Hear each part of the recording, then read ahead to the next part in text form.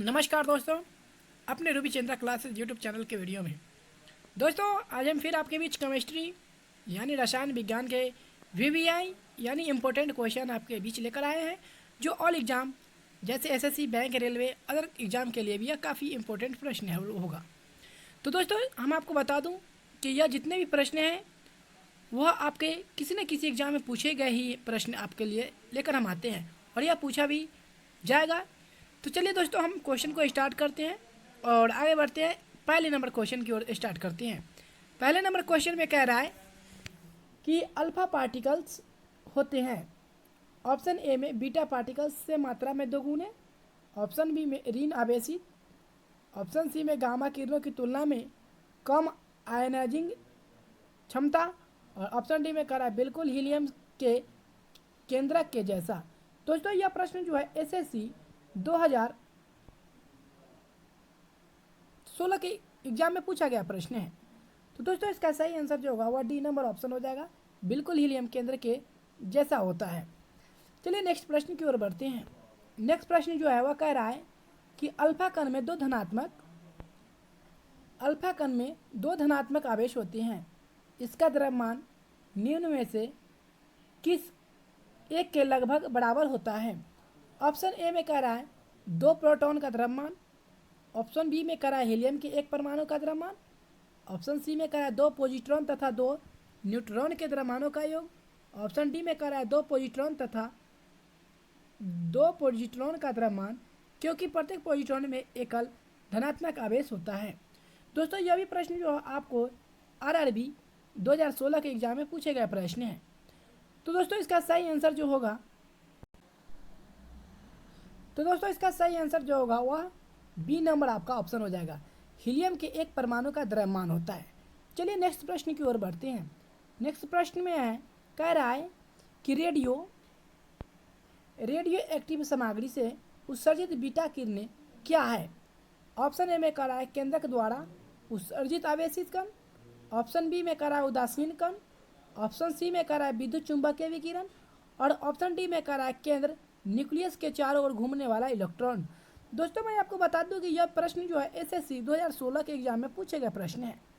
दोस्तों, इसका सही आंसर जो होगा वह आपका डी नंबर ऑप्शन हो जाएगा, केंद्र न्यूक्लियस के चारों ओर घूमने वाले इलेक्ट्रॉन होते हैं।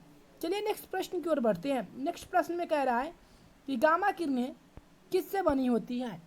गामा किरणें किससे बनी होती है?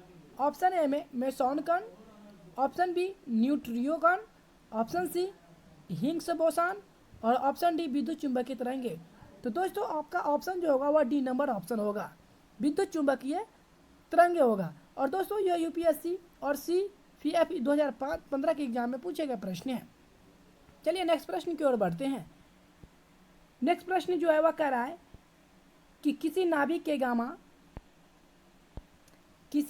के गामा क्षय से क्या होता है? ऑप्शन ए नाभिक के द्रव्यमान संख्या बदलती है, जबकि इसका परमाणु क्रमांक नहीं बदलता है। ऑप्शन बी में कह रहा है नाभिक की द्रव्यमान संख्या नहीं बदलती है, जबकि इसका परमाणु क्रमांक बदलता है। ऑप्शन सी में कह रहा है नाभिक की द्रव्यमान संख्या और परमाणु क्रमांक दोनों बदलते हैं। ऑप्शन डी में कह रहा है न तो नाभिक की द्रव्यमान संख्या बदलती है और न ही परमाणु क्रमांक बदलता है। तो दोस्तों, इसका ऑप्शन जो होगा वह डी नंबर आपका होगा। और यह भी प्रश्न जो है CDS के एग्जाम 2016 में पूछे गए प्रश्न है। अब चलिए नेक्स्ट प्रश्न की ओर बढ़ते हैं। नेक्स्ट प्रश्न जो है वह कह रहा है निम्नलिखित में से कौन एक रेडियो सक्रिय तत्व है? ऑप्शन ए में कह रहा है सीसा, ऑप्शन बी में कह रहा है पोटेशियम, ऑप्शन सी में कह रहा है प्लूटोनियम, और ऑप्शन डी में कह रहा है मोलिब्डेनम। तो दोस्तों, यह भी प्रश्न जो आरआरबी 2013 के एग्जाम में पूछे गए प्रश्न है और इसका सही आंसर जो होगा वह सी नंबर आपका होगा, प्लूटोनियम होगा सर। चलिए नेक्स्ट प्रश्न की ओर बढ़ते हैं।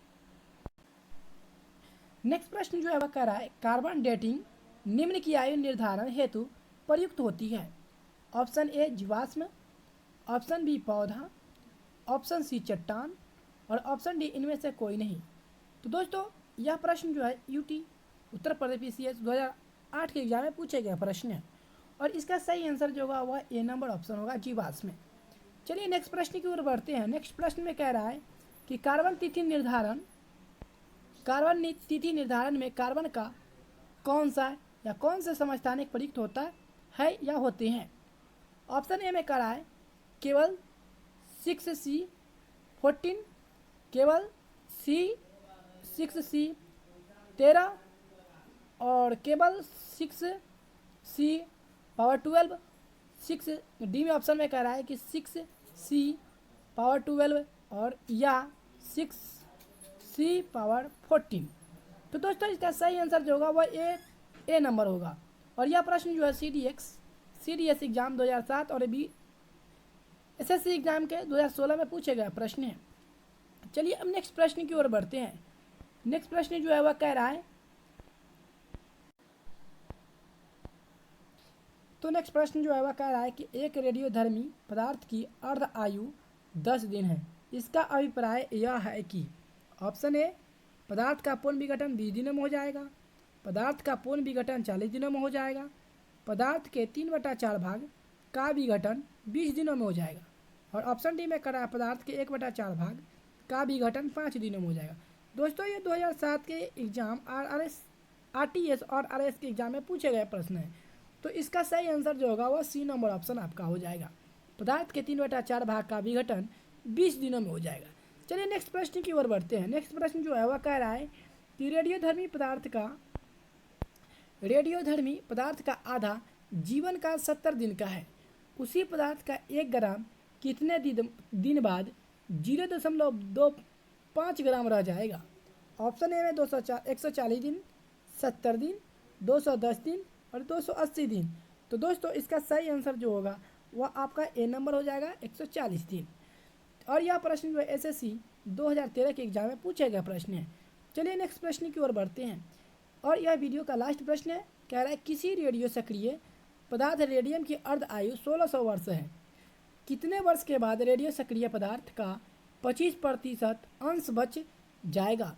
ऑप्शन ए 3200 वर्ष, ऑप्शन सी 1/4 वर्ष, ऑप्शन सी में कहा 1/8 वर्ष और ऑप्शन डी में कहा 1/16 वर्ष। तो दोस्तों इसका सही आंसर जो होगा वह ए नंबर 3200 वर्ष हो जाएगा। तो दोस्तों आपका सभी क्वेश्चन तो इस प्रकार हमने आपको सोल्यूशन किया और आपका आंसर की जो है वह नीचे आपको है सभी का प्रश्न का है। अगर आप बनाते हैं तो इससे मैच करा लें, मिला लें, आपको बनाने में भी सहूलियत होगी, जिसके कारण मैंने आपको आंसर की भी नीचे दे देता हूँ। तो दोस्तों हमारे चैनल का वीडियो कैसा लगा आपको ज़रूर बताएं कमेंट करके और अपने दोस्तों में शेयर ज़रूर करें। और फिर हम नेक्स्ट वीडियो में अच्छे क्वेश्चन भी लेकर आते रहेंगे। फिर मिलते हैं नेक्स्ट वीडियो में। Okay bye all of you friends.